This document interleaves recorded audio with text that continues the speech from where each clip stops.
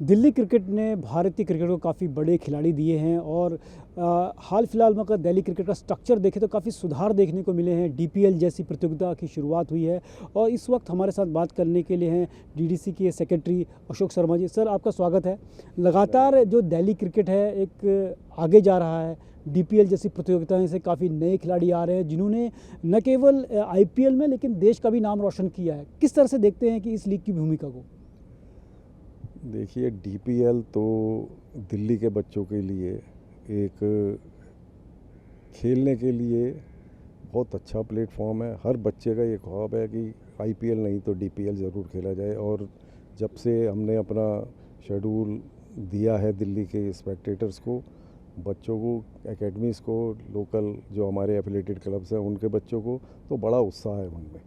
क्योंकि पहली साल में ही सफलता हमारे को बहुत अच्छे तरीके से मिली, दूसरे साल और अच्छा कराने की कोशिश, और इस साल तो बहुत अच्छा इसका रिज़ल्ट भी हमारे को देखने को मिला। हमारे 4 बच्चे आज इंडिया के कैंप में खेल रहे हैं और पिछले साल तो डीपीएल की देन ही था हमारा जो प्रिंस यादव है। सर, अगर आईपीएल की बात करें तो ऋषभ पंत फिर से दिल्ली की टीम में आ गए हैं जो ट्रेड हुआ है, तो इस मूव को कैसे देखते हैं? ऋषभ पंत, क्योंकि जो लखनऊ सुपर जायंट में अच्छा परफॉर्मेंस नहीं आ रहा था, पहले कप्तानी छोड़ी उन्होंने वहाँ की, फिर फाइनली ये ट्रेड डील हुई, तो और कैसे देखते हैं? ये दिल्ली कैपिटल्स के लिए भी अच्छा मूव होने वाला और ऋषभ पंत के लिए भी अच्छा मूव होने वाला, आपकी क्या राय है इसमें से? तो अब दिल्ली वापस आए हैं, उनका होम ग्राउंड है, कॉन्फिडेंस बढ़ेगा। दिल्ली के जो सपोर्टर्स हैं उनके आवाज़ों के ऊपर वो जिस हिसाब से डिमांड करते हैं कि आवाज़ पे छक्का चौका मारे, तो हम तो दिल्ली कैपिटल की तरफ से यही उनको शुभकामनाएं देते हैं कि दिल्ली आगमन पर उनका जो है मिजाज उस तरीके का हो जिस तरीके से ऋषभ पंत जाना जाता है। सर, बात करें वैभव सूर्यवंशी की, एक नई प्रतिभा उभर के आई है और देखिए तो, लेकिन जो श्रीलंका में जो ए टीम थी, जो श्रीलंका में ए सीरीज़ का ट्रायंगुलर सीरीज़ हुई थी, वहाँ कुछ विवाद भी देखने को मिला, कुछ डिसिप्लिनरी बातें भी हुई। उसको किस तरह से देखते हैं और किस तरह से जो बीसीसीआई ने उसको हैंडल किया? अब वो इंग्लैंड और आयरलैंड के टूर पे जा रहे हैं, उनके पिताजी और माताजी को वहाँ भेजा जा रहा है, तो ओवरऑल इस चीज़ को कैसे देखते हैं आप? देखिए, ऐसे बच्चे जो हैं वो शताब्दियों में आते हैं, दशकों में आते हैं।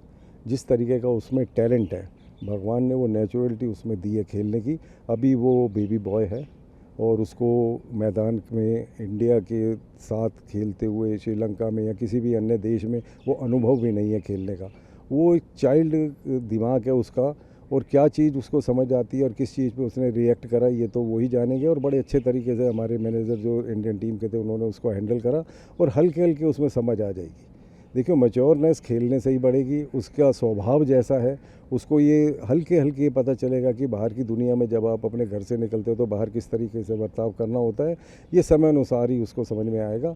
और नो डाउट कि ऐसा बच्चा इंडिया में पैदा हुआ और आने वाले टाइम में जो उसके पूत के पाँव पालने में दिख रहे हैं, तो भविष्य का बहुत बड़ा प्लेयर बनने के उसके चांस हैं। जी बिल्कुल, जिस तरह से डीडीसी के सेक्रेटरी अशोक शर्मा जी ने कहा पूत के पाँव पालने में दिखते हैं, और वही जिस तरह की क्रिकेट वो खेलते हैं, वैभव सूर्यवंशी चमकता सितारा है भविष्य का। और दिल्ली क्रिकेट की बात करें तो दिल्ली क्रिकेट ने भी भारत को बहुत नए खिलाड़ी दिए हैं, बहुत बेहतरीन खिलाड़ी दे रहे हैं, चाहे वो आईपीएल हो, भारतीय टीम के बात करें तो आने वाले समय में हम यही देखेंगे कि दिल्ली भारतीय क्रिकेट को और खिलाड़ी देगी और खिलाड़ी यहाँ से निकल के देश का नाम रोशन करेंगे। कैमरा पर्सन विश्वबंधु के साथ नारायण सिंह, डीडी न्यूज़, दिल्ली।